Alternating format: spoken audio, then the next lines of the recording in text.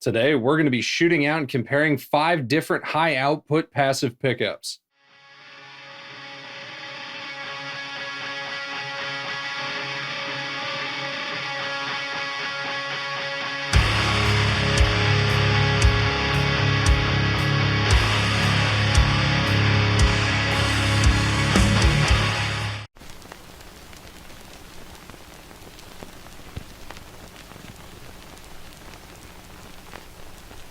So I'm stoked that I finally got this together. I wanted to do it earlier. I talked about doing this maybe like a year ago on social media, but unfortunately supply chain issues made it hard to get a hold of some things.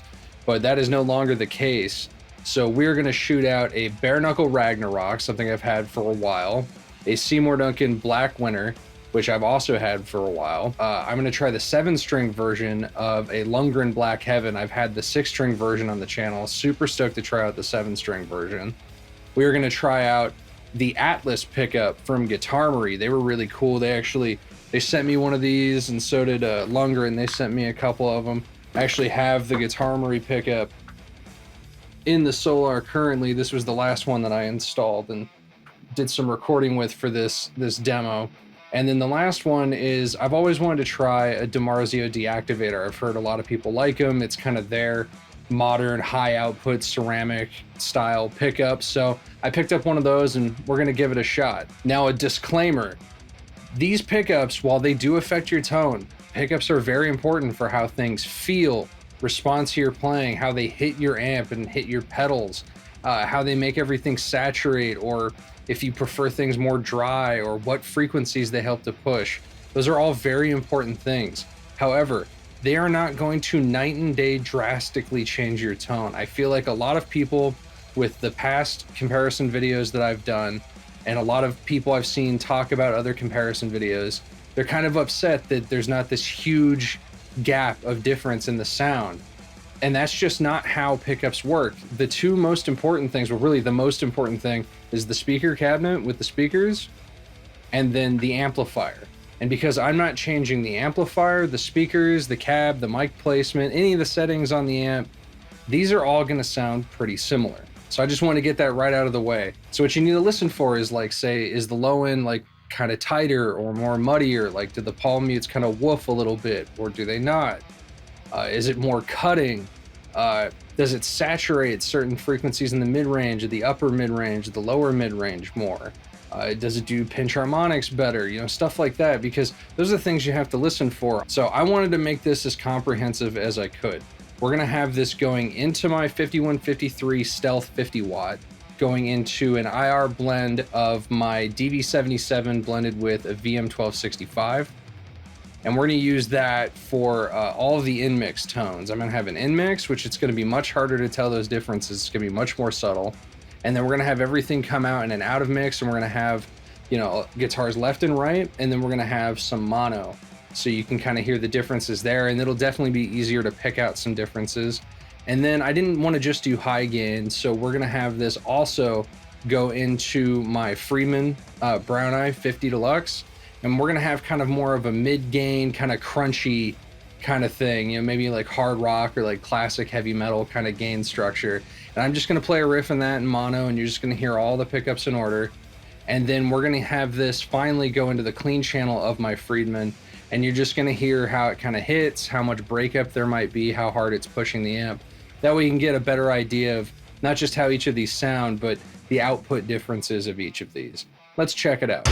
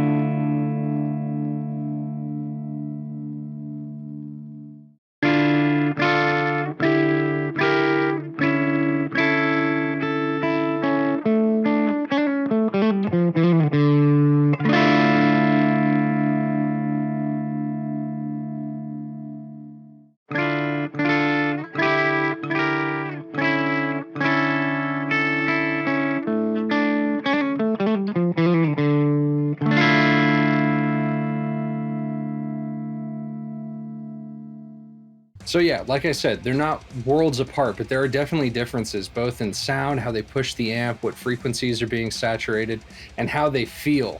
There were some definitely surprising things. I didn't really care for the DiMarzio at all. I didn't like how it sounded. I really didn't like how it felt to play. Like, I felt like I really had to kind of struggle to get it to do what I wanted. It felt really woofy and fat on the low end, and just not at all like cutting or saturated where I'd want it to be. That one was just kind of a dud for me. The two most saturated, unsurprisingly, were the Bare Knuckle Ragnarok and the Seymour Duncan Black Winter. Those two are super high output. The Black Winter definitely is a bit nastier. It has more mid-range and lower mid-range stuff going on, so it kind of overall saturates the mid-range more, whereas the Ragnarok has that kind of thick low end, and then it has a lot of that top end clarity and cut. It's really wide sounding. The Lundgren Black Heaven as a 7-string pickup is just as good as I remember the 6-string pickup version being. It's super tight, probably the most tight, if not the most tight out of all of these. Really, really cutting, just aggressive. It saturates in all the right places. It's dry in all the right places. I really like this thing. And the Atlas from Guitarmory, this was my first real experience with Guitarmory, and I gotta say I'm impressed. This thing, it's really, really tight while still remaining full. It has a nice clarity and cut to it, but it's never harsh. It actually probably had the smoothest top end out of all of the pickups. It had a really nice smooth mid-range to it, so it pushed the amp well without ever getting kind of honky or oversaturated, say in an area like the low mid-range where it would kind of get kind of muddy sounding. Overall, super well balanced pickup, and I really dig it. Felt really nice to play too.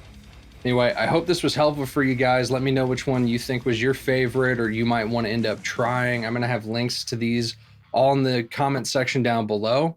Thanks for watching, guys. Stay metal.